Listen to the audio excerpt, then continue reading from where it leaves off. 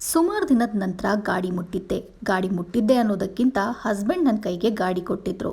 ಆದರೆ ಅವತ್ತೇ ಪೊಲೀಸರು ಹಿಡಿಯೋದಾ? ಗಾಡಿ ಡಾಕ್ಯುಮೆಂಟ್ ಎಲ್ಲ ಕ್ಲಿಯರ್ ಆಗೇ ಇತ್ತು. ಆದರೆ ಗಾಡಿ ಓಡಿಸ್ತಿದ್ದ ನನ್ನ ಕೈಯಲ್ಲಿ ಡಿಎಲ್ ಇರಲಿಲ್ಲ. ಡಿಎಲ್ ಮನೆಯಲ್ಲೇ ಮರೆತು ಬಿಟ್ಟಿದ್ದೆ.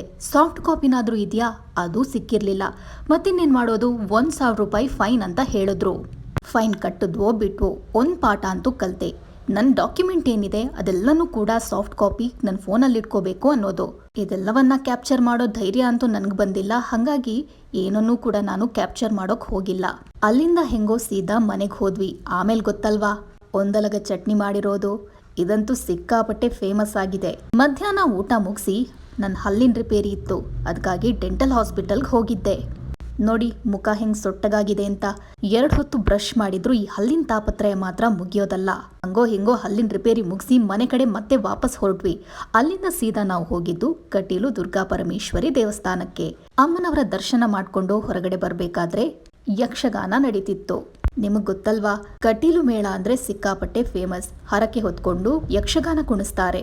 ಕೆಲವರು ತಮ್ಮ ಮನೆಯಲ್ಲಿ ಮಾಡ್ಕೊಂಡ್ರೆ ಇನ್ನು ಕೆಲವರು ದೇವಸ್ಥಾನದಲ್ಲೇ ಯಕ್ಷಗಾನ ಮಾಡಿಸ್ತಾರೆ. ಹಂಗೆ ಇಲ್ಲೂ ಕೂಡ ಯಕ್ಷಗಾನ ನಡೀತಿತ್ತು. ಈ ಯಕ್ಷಗಾನನ ಸ್ವಲ್ಪ ಹೊತ್ತು ನೋಡ್ಕೊಂಡು ಆಮೇಲೆ ಮನೆ ಕಡೆ ಹೊರಟ್ವಿ.